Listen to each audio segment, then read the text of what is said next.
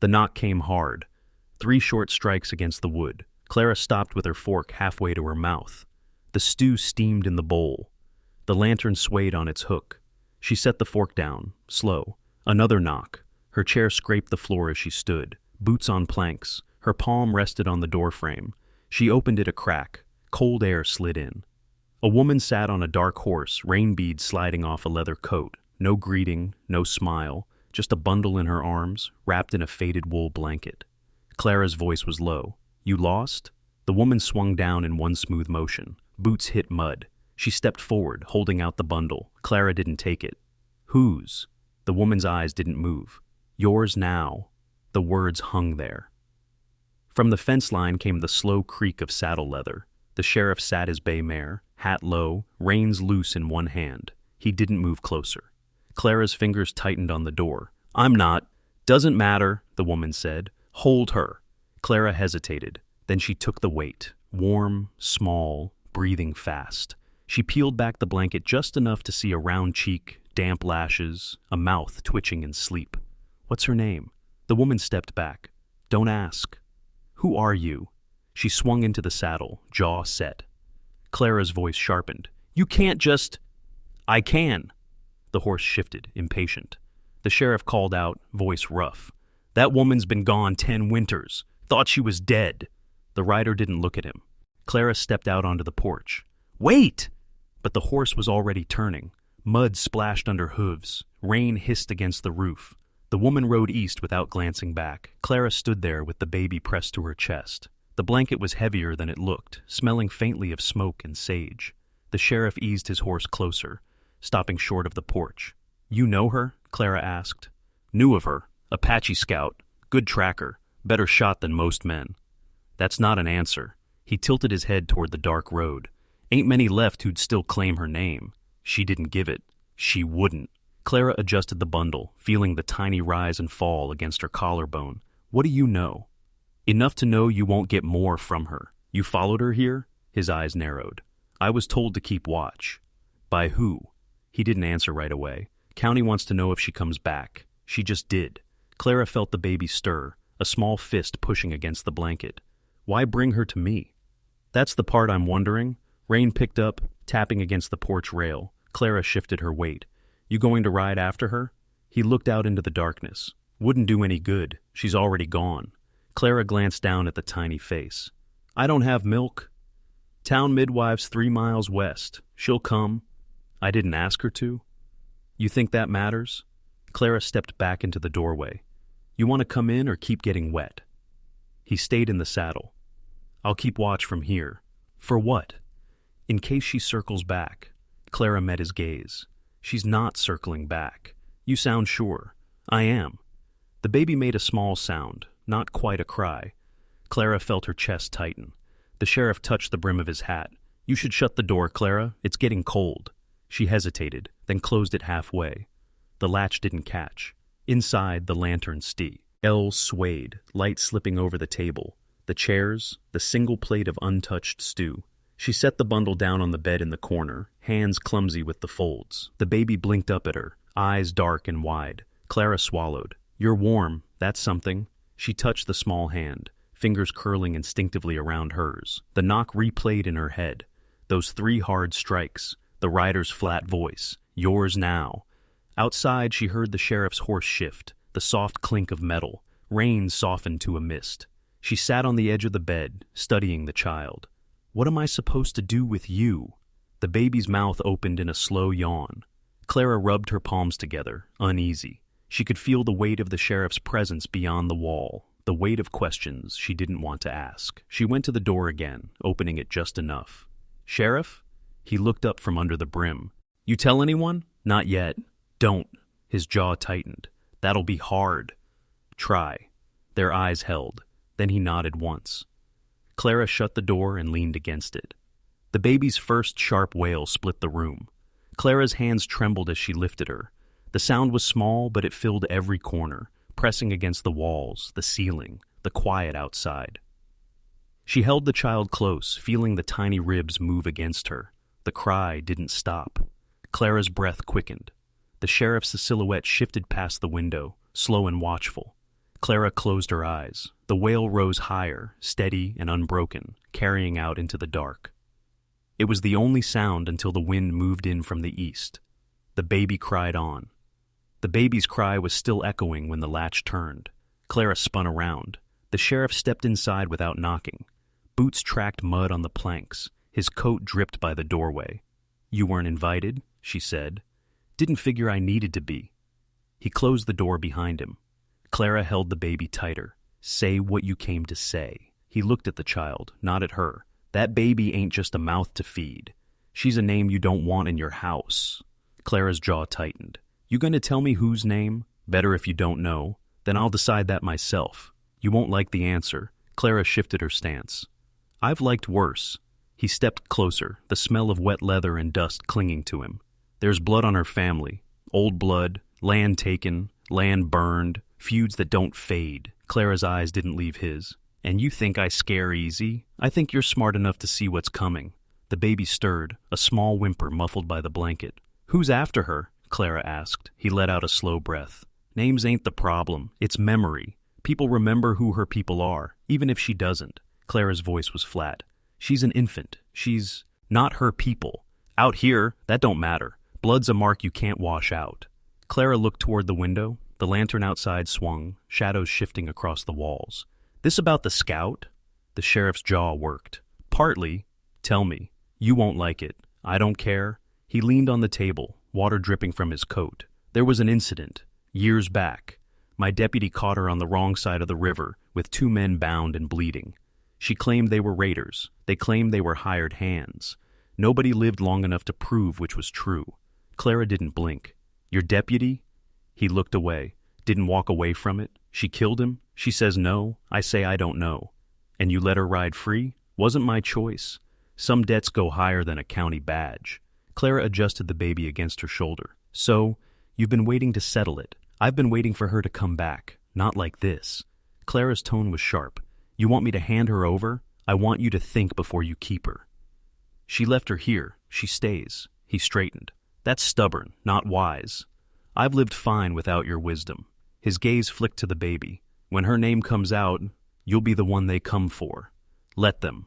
He shook his head slowly. "You're thinking about feeding her. I'm thinking about keeping you alive." Clara's voice softened, but not much. "I've buried worse trouble than a child. You haven't buried this kind." The wind rattled the eaves. Rain whispered against the roof. Clara stepped around him, placing herself between him and the bed. "If you're done, I've got work to do." The sheriff stayed where he was, watching her. "When she comes back, she won't. You'll wish she hadn't." Clara met his eyes. "You should go." He didn't move for a long moment. Then he pulled the door open, letting the wind in. "I'll be outside a few days." And he said, "Close enough to see, far enough not to be invited." Clara didn't answer. He stepped out. The door closed behind him with a dull thud. She turned the latch. Metal clicked under her fingers. The baby shifted in her arms, quiet now, head tucked under her chin. The lantern outside swayed again, its light bending and stretching across the walls. She stood still, feeling the weight of the child, the heat against her chest, the sheriff's warning heavy in her mind. Wind pressed against the house. Somewhere beyond the fence, a horse stamped in the wet ground. Clara walked to the bed, sat down, and held the baby tighter. The blanket was still warm from before, carrying that faint, smoke-tinged scent she couldn't name. Her eyes went to the window, where the lantern's sway made the night seem to breathe. She listened for hoofbeats, for another knock, for any sound that might break the fragile stillness. None came. The baby's breath was soft, steady. Clara's own breath slowed to match. The wind shifted again, pressing harder against the walls. She leaned back, keeping her grip firm. Somewhere outside, she thought she saw the shadow of the sheriff's horse move, just beyond the reach of light. Watching, waiting. The lantern swung, its glow stretching long across the floor, and Clara didn't move until it steadied. She kept the baby close, her arms locked, her eyes fixed on the dark beyond the glass. And she stayed that way until the wind died. The wood stove snapped and popped. Firelight rolled across the kitchen walls, catching the edge of the table where the stew sat cold. Clara's son stood over it, palms slamming flat against the boards. "We're not keeping her." Clara didn't flinch. "She's here now, that's all." He leaned in, voice low. "That's not all. You're not telling me something. I've told you enough. You know her. I don't. He jabbed a finger toward the small bed in the corner. Then why'd she leave the baby with you? Clara kept her eyes on the fire. Because I opened the door. That's a lie. She too earned to face him. Mind your tone. You're hiding it. Clara didn't answer right away. The baby's breathing was soft, steady. Shadows moved over her small face. You've seen her before, he said. Clara pulled a chair out and sat. Once. His voice sharpened. When? Years back, after the raid along the border. His brow furrowed. The one the governor sent men to. Yes. You were there? No, but she was. They brought her in half dead. Fever so bad she couldn't speak. And you? I nursed her until she could walk again. He stared at her, hands curling into fists. And you never said a word. There was nothing to say. Nothing? He laughed once, dry. She's the one they blame for that night. The one the governor swore he'd hang if she showed her face again. Clara's voice stayed level. And yet, she's still breathing. He stepped closer. Not for long. You think his men won't hear about this? They won't from me. They will from someone. They always do. Clara glanced toward the window. The lantern outside swayed in the wind. You think I'm afraid of the governor's men? You should be. I've lived with worse at my door. This isn't worse? No. He let the silence stretch. Fire popped in the grate. You owe her, he said finally. I owe no one. You kept her alive. She didn't ask me to. Doesn't matter, you did, and now she's paid you back by dropping trouble in your lap. Clara looked toward the bed again. The baby shifted, tiny fingers twitching against the blanket. That's not trouble. That's a child. She's both. Clara's tone hardened. You think I'll give her up? I think you'll wish you had. They both froze as a sound slid in through the walls. Long, low, breaking at the end. A coyote's cry drifting over the fields, his head turned toward the window. You hear that? Yes. That's hers. Clara didn't move. She's not here. That was her seed. Ignal. Clara shook her head. Coyotes don't ride horses. He stepped away from the table. Could be she's closer than you think. Clara's voice dropped. Stay inside. He reached for his coat hanging by the door. Not a chance. She left the baby here for a reason. If she wanted to talk, she'd knock again. Or she's seeing who comes out. He pulled the coat on. You're not listening. If she's back, she's not alone. Clara stood, moving between him and the latch. You go out there, you bring them in with you. He met her eyes. Better than waiting for them to walk in. She won't hurt us? You sure? Clara didn't answer. The wind shifted. The lantern outside swung hard, throwing light across the floor in wide arcs. I'm checking the fence line, he said. She's not your enemy. She's not yours either, but that won't stop her from ruining us. Clara's jaw tightened. Go then, but don't come back loud. He nodded once, then unlatched the door. Cold air pressed in. He stepped out into the dark, pulling it closed behind him. Inside, Clara stood still, eyes on the bed where the baby slept on, unaware. The cry had faded, but the echo lingered in her chest like a memory she didn't want to keep. The fire popped again. Outside, boots moved slow over wet ground. Clara sat back down at the table, listening to each step until they faded toward the fence. The lantern's sway slowed, but it didn't stop. She stayed there, waiting, hands still, breath quiet, until the night went silent again. The years didn't pass quietly. They scraped. They left marks. The girl grew tall enough to reach the pump handle, steady enough to carry buckets without spilling. Clara's son aged harder, his eyes sharper from watching the road. Fence is leaning again, he'd say. I'll fix it after breakfast, she'd answer. You said that yesterday. I'm saying it again. By the second winter, the girl's aim with the .22 was steady. Clara stood behind her, coat collar up, wind cutting across the field. Breathe out before you squeeze, Clara said. The shot cracked, tin can, spun off the post. That's better, Clara said. The son shook his head. She's too young. She's old enough to be chased, Clara replied. By the third summer, riders passed more often. Clara's son would see the dust, push the girl toward the cellar. Stay down until I say, he'd whisper. She'd whisper back, how long this time? As long as it takes. On the fifth autumn, the corn stood high, dry husks rattling in the wind. Clara was peeling potatoes when the knock came. 3 strikes, same rhythm, same weight. Her knife stopped mid-cut. The son looked up from the table. No. Clara set the knife down. Yes. She opened the door. The scout stood there, older, hair streaked with gray. In her arms was a boy, maybe 4, face pale, skin hot with fever. His breath rattled. Why here again? Clara asked. He's my blood, the scout said. Keep him breathing. Clara glanced at the boy's face. What happened to him? Rode through rain too long, cough won't quit.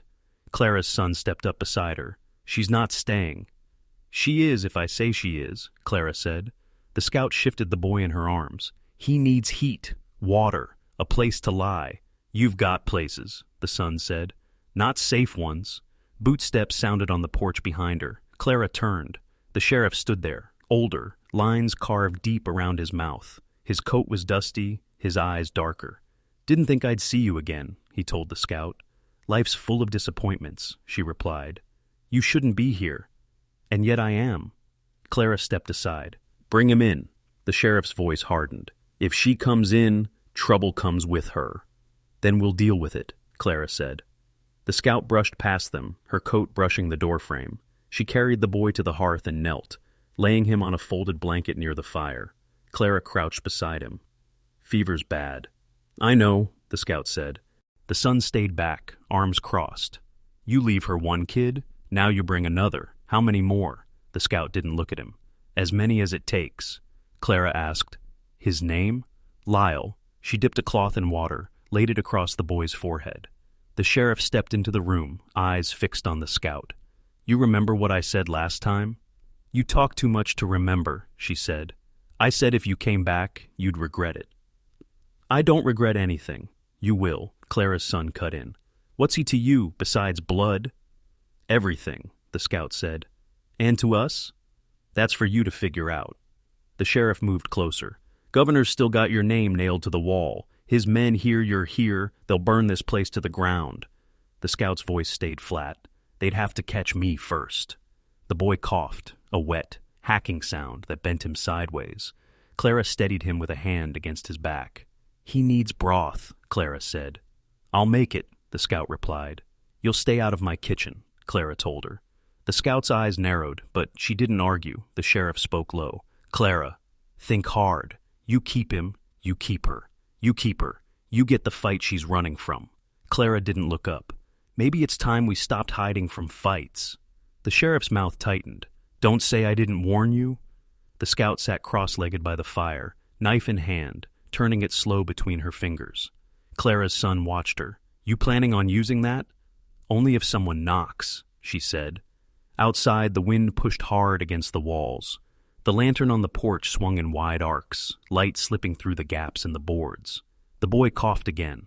Clara wrung the cloth in fresh water, pressed it back to his forehead. His breathing stayed rough, chest lifting in shallow bursts. The sheriff stood by the door, hat low, watching all of them. The son leaned on. The table, jaw tight. The scout didn't take her eyes off the door. Clara kept her hand on the boy's back, feeling the heat through the blanket. No one spoke for a long while. The fire cracked. The wind hissed in the chimney. The boy coughed again, softer now, and the scout shifted her grip on the knife, settling into stillness. The sheriff's boots scraped the doorway before he spoke. His eyes cut across the room to the boy, coughing by the fire. You brought war to her doorstep twice now. The scout didn't look up from where she was kneeling, wiping the boy's face with a damp cloth. War came first. The sheriff's jaw worked. You think I don't know who's tracking you? You know less than you think. Then tell me. She sat back on her heels. The firelight caught the lines under her eyes. His father's the governor's cousin. The room went still. The matriarch's hand, halfway to the kettle, froze. The sheriff took one step forward. You're telling me... I'm telling you, he's hunted. Her voice was low, each word spaced like she was measuring them. And if they find him, they'll bury him quiet. The boy wheezed, curling into himself. The matriarch moved to adjust the blanket, her mind turning through years she hadn't asked about. The girl, she said slowly, the first one you brought. Same blood? The scout's eyes flicked up. Different father, same hunt. The matriarch's throat tightened. They took her, didn't they? The scout didn't answer at first. Then, soft enough it barely carried, years ago. The sheriff shifted his weight. So you've been running ever since. I've been making them chase me. The sun came in from the back, cold air clinging to his coat. His gaze went straight to the scout. "You don't get to drop him here and vanish." She stood. "I'm not leaving this time." He stepped closer until only the fire was between them. "What's that supposed to mean?" "It means I'm staying until they stop breathing." "That's not how it works," he said. "Not here." "That's exactly how it works," she shot back. The sheriff's hand went to his belt, not for his gun, but to ground himself. "You're dragging this house into something it can't crawl out of." The scout's eyes burned against his. "This house was already in it. You just didn't see."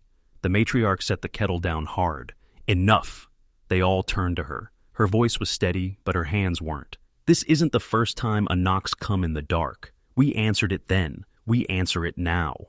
The son's face tightened. "At what cost?" She looked at him for a long moment. "The cost's already paid." The boy's cough deepened, rattling. The scout knelt again, pouring water into a tin cup. "He needs rest. He needs heat." The sheriff didn't move from the doorway. "Rest won't stop a bullet." The scout's tone cut. "Neither will arguing." The son dragged a chair out and sat hard. "What's your plan then?" "Stay alive until morning." "That's it?" "That's it." He leaned back, arms crossed. "And after that?" "After that," she said, "we see who's left standing." The matriarch sat by the fire, her eyes on the boy. "What's his name?" The scout hesitated. "Elias." The matriarch repeated it under her breath. She thought of the girl upstairs, how she had once come to them nameless, how names carried weight, blood names carried more. The sheriff's voice was quieter now. "You know they won't stop." "I'm counting on it," the scout said. He shook his head, muttering something about fools and graves, then stepped back into the cold. The son's eyes followed him before landing on the scout again. "You think you can keep both of them safe?" "I don't think," she said. "I do." He studied her for a moment. "You're going to get yourself killed. Then I'll be dead on my own terms." The matriarch rose, brushing her hands on her skirt. "If you're staying, you pull your weight. We've got stock to feed, wood to split." The scout gave a short nod. "I've done worse for less."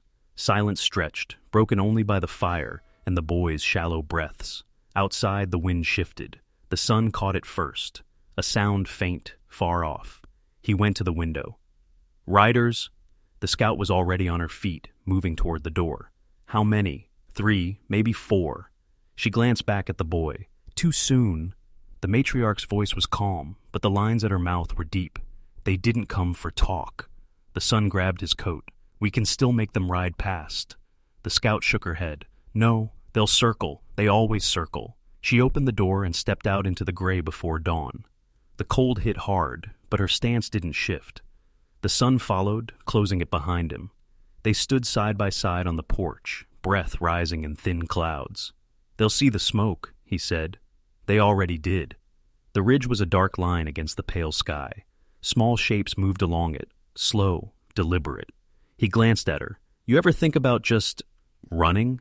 She kept her eyes on the ridge. "Running's how you get caught." They stood in silence, the sound of the boy's cough faint through the door behind them. The shapes on the ridge drew closer, the distance closing like a clock winding down. The sun flexed his hands. "You got a plan?" "Same as before," she said. "Stay alive until morning." "Lantern out." "Don't move." The matriarch's voice barely carried across the dark kitchen. She kept one hand on the girl's shoulder, pressing her down behind the table. The wind rattled the shutters. Then came the sound. Hooves, slow, deliberate, circling the yard. The son's hand gripped the shotgun. He stood near the window, shifting his weight. The scout was already by the door, rifle in one hand, the other resting against the frame like she could feel the threat through the wood. A voice outside, cold, measured. "Send her out with the boy. No one else gets hurt." No one spoke inside. The girl's breath quickened. The scout knelt beside her, speaking low in Apache. Words meant to calm. Words the riders outside wouldn't understand. The son's jaw tightened.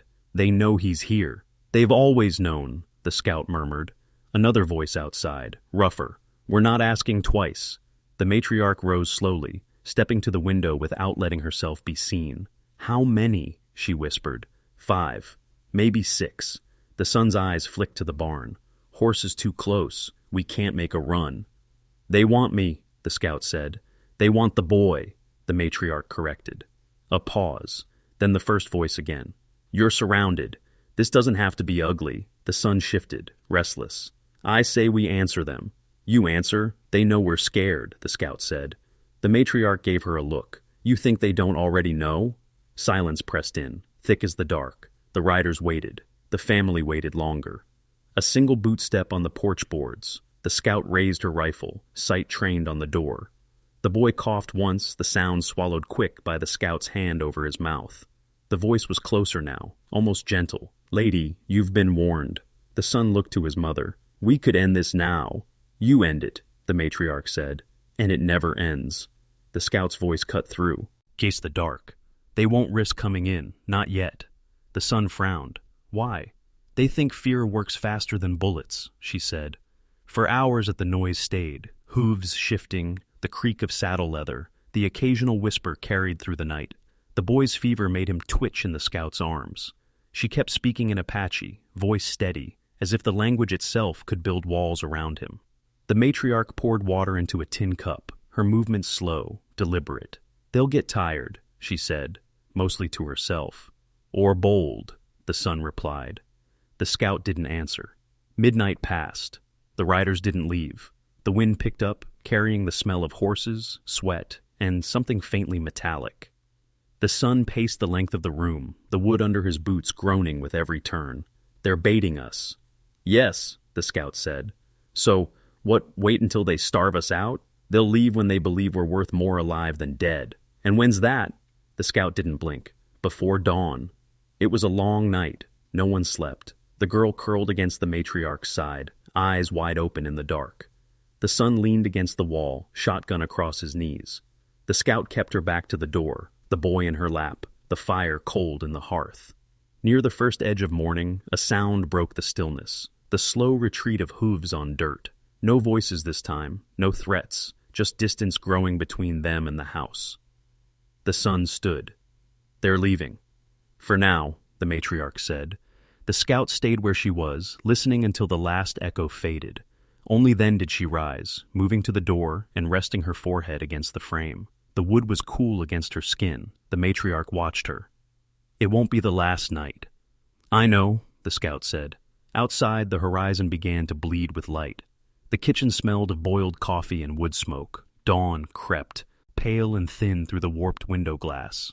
The matriarch stood at the stove, hands steady, eyes fixed on the black liquid swirling in the pot. She didn't look at the scout. The scout leaned against the doorway, hat in hand, boots still dusty from the night before. I owe you more than you'll take, the scout said. You owe me nothing, the matriarch replied, still watching the coffee. You owe them a chance.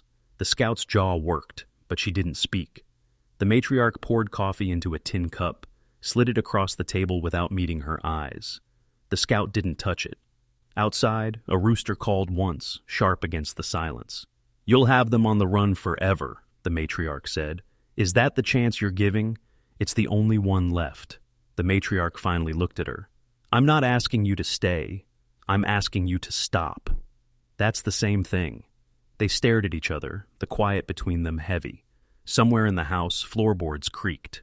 The boy's footsteps came first, quick and nervous, followed by the slower shuffling of the little girl. Both stopped at the kitchen doorway. Their eyes were wide.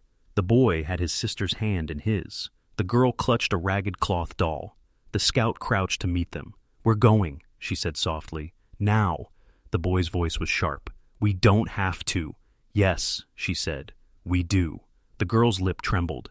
I want to stay. You can't. The scout's tone was firm, but not unkind. It's not safe. The matriarch stepped forward and put her hand on the girl's shoulder. You'll be all right, she said, though her voice was thick. You listen to her. Do what she says. The boy shook his head. No, you can't just... I can, the scout interrupted. And I will. The matriarch's hand lingered on the girl before she let go. The children didn't move. The boy's eyes flashed with something older than his years. The scout straightened, waiting, the set of her shoulders unyielding. Go get your coats, the matriarch said. Her voice was quiet but carried the weight of an order. The children obeyed, leaving the kitchen in silence. The scout exhaled. I didn't want it like this. No one does. When the children returned, coats in hand, the girl went to the matriarch first, wrapping her arms tight around her waist. The matriarch bent, kissed her hair, whispered something too soft to catch. The boy stood stiff, eyes on the floor. The matriarch pulled him into a quick embrace, then let him go. The scout picked up a small saddlebag from the corner and slung it over her shoulder. "We'll ride to the creek line first," she said. "Cut east before the ridge." "I know the way," the matriarch said. The scout hesitated. "I'll bring them back when I can." The matriarch shook her head. "Bring them back when they can choose." They stepped outside into the cold morning air. The light was thin, the frost silvering the grass. The horses stood ready, breath steaming. The scout lifted the girl into the saddle first, then the boy. She swung up behind them, reins loose in her hands. From the far hill, a figure sat on horseback, watching. The sheriff. He didn't move, didn't call out, just sat, his outline sharp against the paling sky. The matriarch stood by the fence, arms folded, her face unreadable. "You'll have company before the river," she said. "I know." The boy looked back at her. His mouth opened like he wanted to say something, but no words came. The scout touched her heels to the horses' sides. They started forward at a slow walk, hooves muffled by the frozen ground. The matriarch watched them go until the shape of them blurred in the mist, rising from the low fields. The sheriff still watched from the hill, unmoving. A crow called from somewhere unseen. The wind shifted, carrying the faint jingle of tack and the creak of saddle leather. The scout didn't look back. She kept her eyes on the horizon, the children pressed close in front of her. The boy sat rigid, the girl Liani, nung into his side. The sun climbed a little higher, catching on the edges of their coats. The matriarch stayed at the fence until they vanished from sight. Her hands gripped the top rail, knuckles pale. When she finally let go, she stood still for a long moment, staring at the empty road. Her voice was barely above a whisper. "Come back if you have to, but not like this." Then she turned, walked back toward the house, and closed the door behind her. The yard was silent except for the wind,